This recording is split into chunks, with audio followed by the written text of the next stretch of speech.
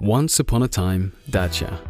When the brand was created in Romania in 1968, its goal was to provide modern, robust and affordable cars to all Romanian people. In 1999, under the impetus of Louis Schweitzer, Dacia becomes part of the Renault Group, and its ambitions were raised. La plupart des gens imaginaient Renault achetant une marque de prestige.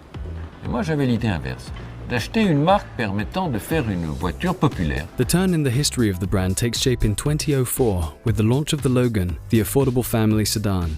A new car as cheap as a second-hand one. Revolutions come one after the other with Sandero in 2008, then Duster in 2010. Today, the saga continues with Spring, the city car that makes electric more accessible.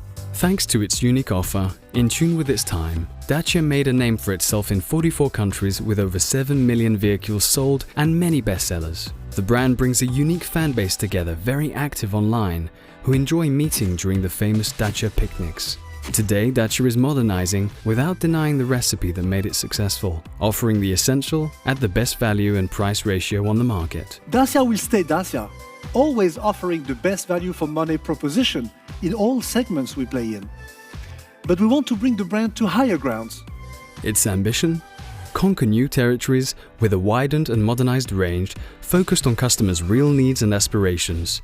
To offer modern, robust cars with useful technologies at an affordable price.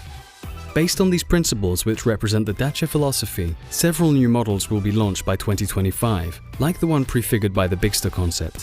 For now, Dacia is preparing to write a new chapter in its history by renewing its image to express what is essential today, reconnecting with nature, and sharing simple pleasures with loved ones.